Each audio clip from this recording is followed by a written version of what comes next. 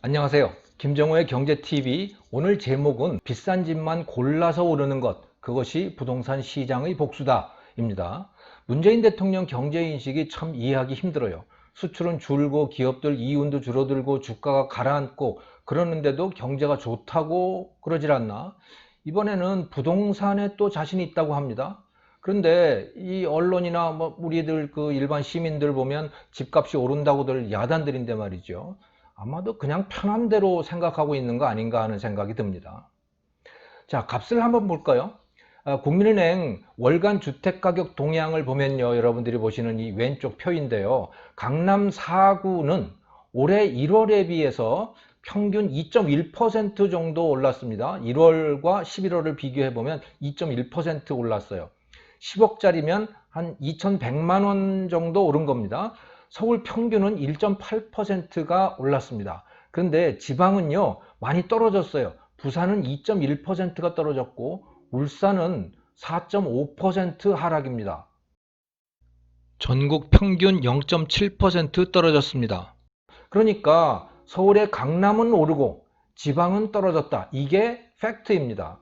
그러면 문재인 대통령은 울산 집값이 떨어졌다고 해서 부동산 자신 있다고 한 걸까요? 울산, 부산, 뭐 군산 이런 데 집값이 떨어졌어요? 글쎄요. 우리 국민들이 아우성 치는 것은 강남 집값이 오르기 때문에 아우성을 치는 것인데 말입니다. 결국 비싼 집만 더 비싸진 셈이죠. 이 정부의 특기가 부자들을 때리는 것이잖아요. 그런데 역설적이게도 부자들에게 돈을 더 벌어주고 있어요. 정부 통계가 그것을 보여주고 있는데요. 통계청이 2018년 주택 소유 통계를 발표했습니다. 여러 가지 숫자가 있지만 가장 관심을 끄는 것이 분위별 소유 가액의 증감률입니다. 왼쪽 표, 이게 그 내용인데요. 주택 소유자를 10등급으로 나눴어요. 그래서 가장 밑에는 1분위가 있고 가장 위에가 10분위가 있잖아요. 가장 많이 가진 10분의 1, 즉 10분위는 그 소유 가액이 9억 7,700만 원이고요.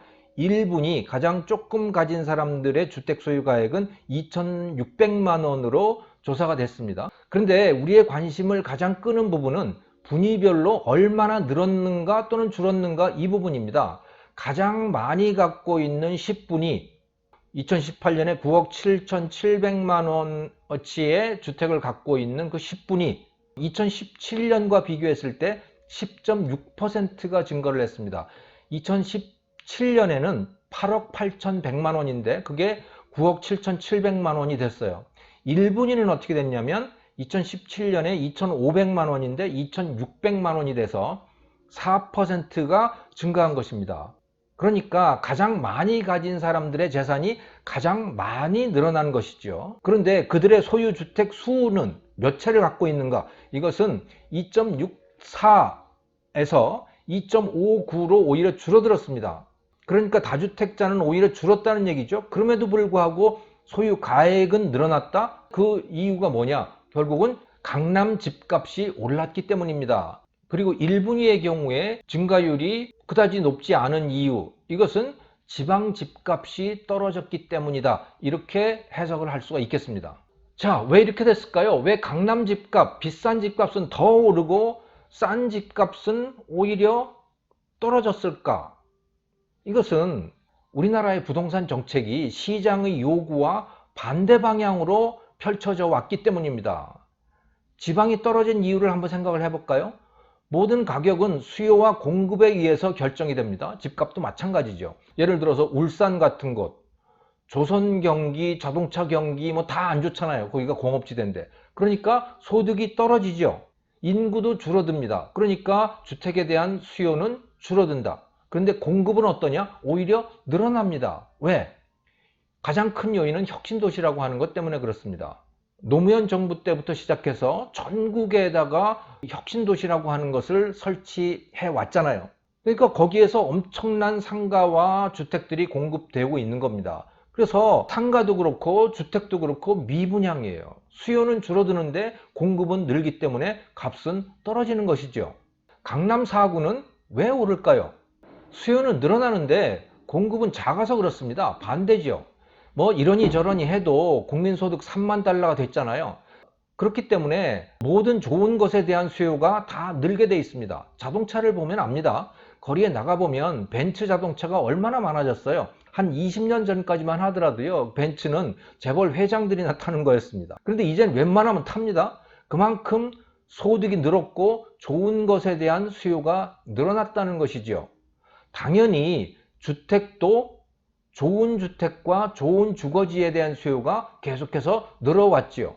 거기다가 다주택자를 또 두들기니까 소위 똑똑한 한 채, 비싼 집 한 채에 대한 수요가 또 늘어났습니다. 크게 두 가지 요인에 의해서, 즉 첫째는 소득이 늘기 때문에 좋은 주거지, 좋은 주택에 대한 수요가 늘어난다. 둘째는 다주택자에 대한 규제 때문에 똑똑한 한 채, 비싼 집 한 채에 대한 수요가 늘어난다. 그래서 강남 주택에 대한 수요가 늘었다. 이렇게 보시면 되죠. 그런데 공급은 안 늘어나는 겁니다. 공급이 늘어나는 두 가지의 경로가 있지요. 첫째는 신도시입니다. 도시를 하나를 통째로 만들어 놓는 거죠. 그것을 부자 용도로 만들어서 공급을 하면 강남에서 사람이 빠져나가고 집값이 떨어질 거예요. 또 다른 하나는 강남에 재건축을 하는 겁니다. 근데 두 개가 다 막혀 있는 거예요. 자, 신도시, 모든 신도시가 서민용으로 지어집니다. 부자들이 가고 싶어하는 신도시들은 안 만들어지는 거예요.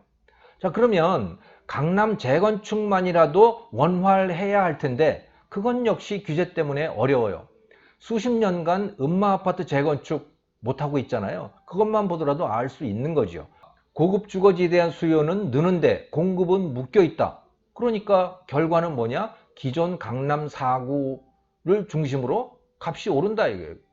이미 비싼 곳, 이미 부자들이 가고 싶어 하는 곳, 그곳의 값은 더욱 올라간다라고 하는 그런 말씀입니다. 지방은 오히려 떨어지는데 말이죠. 시장의 요구는 분명합니다. 수요가 많은 곳에 공급이 이루어지게 하라. 이게 바로 시장의 요구인 거죠. 그런데 우리나라 부동산 정책은 거꾸로 갑니다. 수요가 많은 곳에는 공급을 억누르고 수요가 줄어드는 데는 오히려 공급을 늘리고 우리 정책 방향이 이렇게 되어 왔거든요. 그래서 의도한 것과는 정반대의 결과, 즉 부자들에게 오히려 재산을 늘려주는 그 결과가 초래된 것입니다. 반시장 정책에 대한 시장의 복수인 셈이죠. 김정호의 경제TV, 오늘은 집값 문제에 대해서 알아봤습니다. 감사합니다.